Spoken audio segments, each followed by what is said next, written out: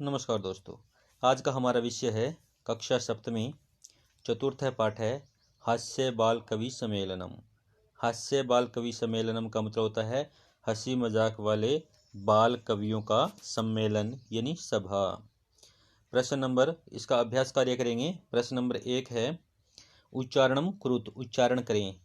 ऊपरी, अधः, उच्चई, निच्चई, बहि, अलम, कदापि, अंतः, पुनः, कुत्र, कदा, एकदा। इनका अर्थ भी देख लेते हैं। ऊपर, नीचे, ऊंचे यानी जोर से, नीचे नीचे, बही बाहर, अलम काफ़ी है बस करो, कदापि कभी भी, अंतः अंदर, पुनः फिर से, कुत्र कहाँ, कदा कब, एकदा एक बार। आगे प्रश्न नंबर 2 है मंजूषातः अव्यय पदानि चित्वा रिक्त स्थानानि पूरयत। मंजूषा से अव्यय पदों को चुनकर रिक्त स्थान की पूर्ति करें। ये शब्द बताए थे। अलम मत करो, बंद करो या काफ़ी है, अंतः अंदर, बही बाहर, अधः नीचे, ऊपरी ऊपर। वृक्ष से खाली स्थान, खगहा वसंती, खाली स्थान मतलब कहाँ पर रहते हैं, वृक्ष के कहाँ पर पक्षी रहते हैं। खगहा पक्षी होते हैं तो खगहा पक्षी हैं, तो पक्षी कहाँ पर रहते हैं, वृक्ष के ऊपर, तो यह हो जाएगा कै भाग, वृक्ष के ऊपर रहते हैं। वैसे इसके नीचे उत्तर दिए हुए हैं, यहीं से कर लेते हैं। वृक्ष से ऊपरी खगहा वसंती, वृक्ष के ऊपर पक्षी रहते हैं, वृक्ष के ऊपर पक्षी रहते हैं। आगे आता है विवादेन, विवादेन होता है विवाद करने से, यानी अलम विवादेन, विवाद मत करो। अलम होता है मत करो, विवाद मत करो यानी लड़ाई झगड़ा मत करो। वर्षा काले गृहात बहि माँ गच्छ, वर्षा काल में यानी वर्षा की ऋतु में, गृहात घर से, बही बाहर, माँ गच्छ मत जाओ, वर्षा के समय में घर से बाहर मत जाओ। मंचस्य अधः श्रोतारः उपविष्टाः सन्ति, मंचस्य मंच के, अधः नीचे, श्रोतारः सुनने वाले श्रोतागण, उपविष्टाः बैठे हुए, सन्ति हैं, मंच के नीचे श्रोतागण बैठे हुए हैं। आगे आता है छात्राः विद्यालयस्य अन्तः प्रविशन्ति, छात्राः छात्र विद्यालय के अंदर प्रवेश करते हैं, छात्र विद्यालय के अंदर प्रवेश करते हैं। आगे प्रश्न नंबर 3 है अशुद्धम पदम चिनुत, अशुद्ध शब्द को चुनना है। अशुद्ध शब्द को कैसे चुनेंगे कि इनमें से कोई एक शब्द ऐसा है जो गलत है या अशुद्ध है, उसको हमें छांटना है। इस जैसे देखते हैं गमंती, यछंती, पृछंती, धावंती, तो बाकी सभी तो ठीक है, लेकिन गम धातु में प्रथम पुरुष में बहुवचन में बनता है गच्छन्ति, तो यह गमंती जो शब्द है वो गलत हो गया। यहाँ पर क्या आना चाहिए था, गच्छन्ति आना चाहिए था, तो ये हो गया गलत। रामेण गजेण सर्पेण, रामेण गृहेण सर्पेण गजेण, तो यहाँ पर सभी में नय लगाया हुआ है। ठीक है, इसमें क्या होता है कि पहले अगर रे वाला आता है, रे आता है, री आता है, टे ठे डे ढे में से कोई आता है, तो उसके बाद में न आए या न आए तो न हो जाता है। लेकिन गज शब्द है, इसके अंदर रे या टे ठे डे ढे में से कोई नहीं है, तो यहाँ पर न नहीं आएगा, यहाँ पर क्या आना चाहिए था, न आना चाहिए था, तो गलत कौन सा हो गया, गजेण। लतया मातया रमया निशिया, अब यहाँ पर बाकी शब्द तो ठीक है, लेकिन माता जो शब्द है वो मातृ शब्द से बना हुआ है। मातृ शब्द में तृतीय विभक्ति का एक वचन में शब्द बनता है मात्रा। क्या बनता है, मात्रा, मात्रा बनता है। यहाँ पर मात्या लिखा हुआ है तो ये गलत हो गया। लते रमे माते प्रिय, माते यही बात है, माते जो है वो मातृ शब्द से बना है, तो यहाँ पर आता है मात, हे मात, तो मात ही शब्द आता है यहाँ पर, मात, ये हो जाता। आगे आता है लिखती गरजती फलती सेवती, यहाँ पर इसमें बाकी शब्द तो ठीक हैं, लेकिन सेवती शब्द है ये गलत है। यहाँ पर आता है सेवते, सेवते, तो ये सही होता है, ये शब्द हो गया गलत। आगे आता है, ये शब्द इन्होंने बता ही रखा है, गमंती, गजेण, मात्या, माते, आगे सेवती, ये शब्द क्या हो गए, गलत हो गए। आगे आता है प्रश्न नंबर 4। ये कहता है मंजूषा है समानार्थक पदानि चित्वा लिखत। मंजूषा से समानार्थक शब्दों को चुनकर लिखना है।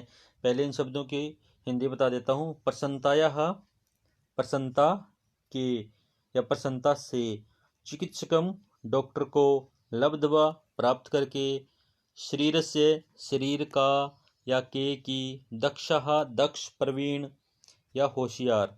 तो हमें इनमें क्या लगाएंगे, प्राप्य, प्राप्त करके, लब्ध्वा, कुशला, दक्षः, हर्षस्य, प्रसन्नतायाः, देहस्य, शरीरस्य, वेद्यम, चिकित्सकम, ये इन्होंने लिख रखा है।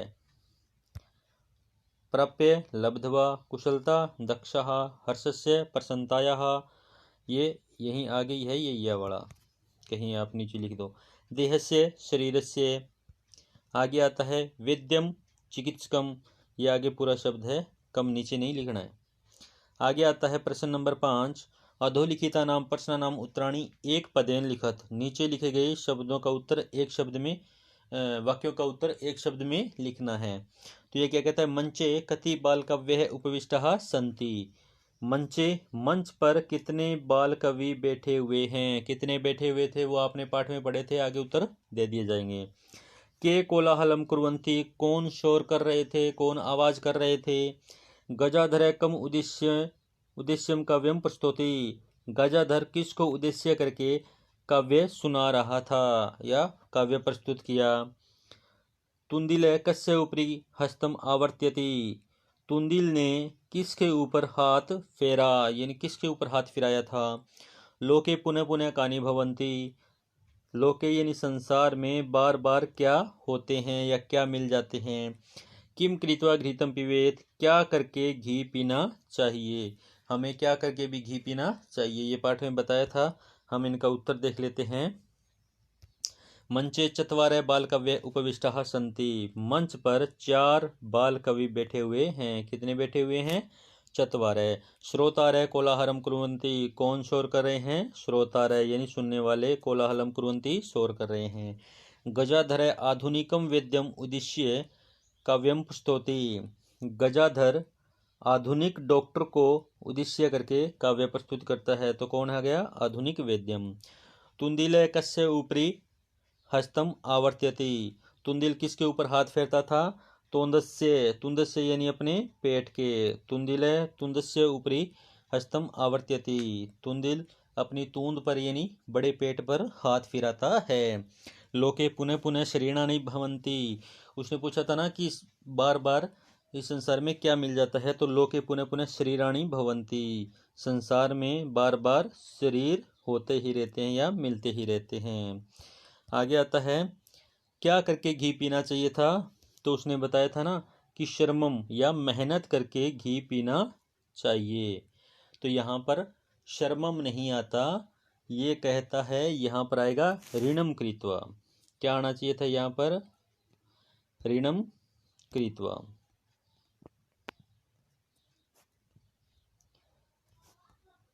ये प्रश्न यहाँ पर उत्तर गलत दिया हुआ है, इसको कट कर दें।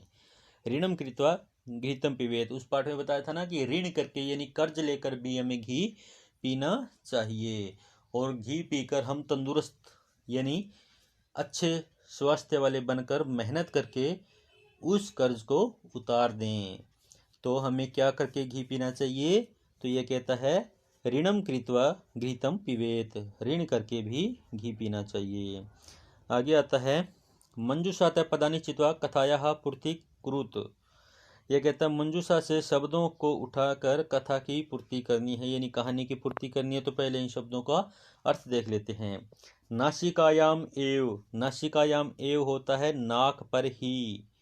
वारंबारम बार बार, खड्गेन तलवार से, दूरम दूर, मित्रता मित्रता, मक्षिका मक्खी, व्यजनेन पंखे के द्वारा यानी जिससे हम हवा देते हैं। उपाविशत बैठ जाती है, छिन्नः काट देना, सुप्त सोया हुआ, प्रिय प्यारा। तो इन शब्दों को हम कहानी के अंदर जो खालिस्तान है वहाँ पर रखेंगे। ये कहानी है, इसमें रिक्तस्थान भरे हुए हैं। ये देखो, पूरा एकस्य नृपस्य एक प्रिय वानरे आसीत। इस कहानी को पढ़ते हैं, बहुत अच्छी कहानी है। पहले के समय में यानी पुराने समय में एक राजा का एक प्रिय वानर था, यानी प्रिय दोस्त बंदर था। पहले के समय में या पुराने समय में एक राजा का एक प्रिय बांदर या बानरे बंदर था। एकदा नृपय सुप्ते आसीत। एकदा का मतलब होता है एक बार राजा सोया हुआ था। सुप्ते सोया हुआ, नृपय होता है राजा। एक बार राजा सोया हुआ था। वानरे व्यंजनेन तम अविज्यत। वानरे बंदर व्यंजनेन पंखे से तम अविज्यत उसको हवा देता था। बंदर ने उसको पंखे से हवा दी। तदेव एका मक्षिका नृपस्य नासिकायाम उपाविशत। तदेव उसी समय एक मक्खी राजा की नाक पर बैठ जाती है। उसी समय एक मक्खी राजा के नाक पर बैठ जाती है। यद्यपि वानरे वारं वारं व्यंजनेन ताम निवार्यति सम, तथापि सा पुनः पुनः नृपस्य नासिकायाम एव उपाविशत सम। यद्यपि वानर यानी बंदर बार बार पंखे से उसको यानी मक्खी को निवार्यति सम दूर करता था या हटाता था, तथापि तो भी वह बार बार राजा की नाक पर ही बैठती थी। अंते से मक्षिकाम हंतुम खड्गेन प्रहारम अकरोत। अंत में उसने यानी बंदर ने मक्षिकाम हंतुम मक्खी को मारने के लिए तलवार से प्रहार किया।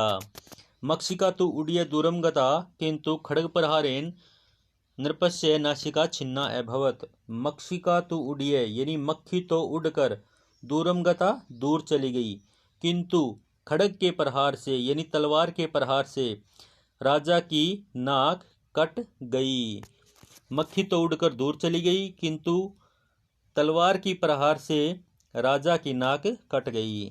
अतः एव उच्यते, अतः इसलिए, एव ही उच्यते कहा गया है, इसीलिए कहा गया है। मूर्ख जनई सह मित्रता न उचिता। मूर्ख जनई यानी मूर्ख लोगों के सह साथ मित्रता दोस्ती न नहीं उचिता उचित। मूर्ख लोगों के साथ मित्रता उचित नहीं है।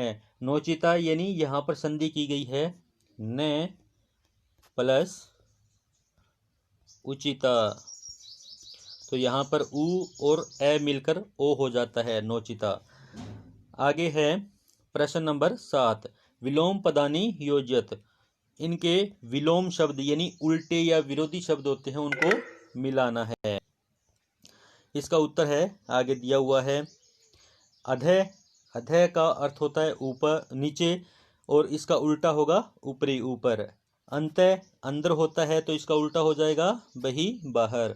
दुर्बुद्धे, दुर्बुद्धि होता है दुष्ट बुद्धि वाला, तो उसका उल्टा हो जाएगा सुबुद्धे यानी अच्छी बुद्धि वाला। उच्चई जोर से या ऊंचा, नीचई नीचा। आगे होता है दुर्लभम बहुत ही कठिनता से प्राप्त होने वाला, और सुलभम बहुत ही आसानी से प्राप्त होने वाला। ये पाठ हमारा पूरा हुआ। हास्य बाल कवि सम्मेलनम चतुर्थ पाठ है। धन्यवाद दोस्तों।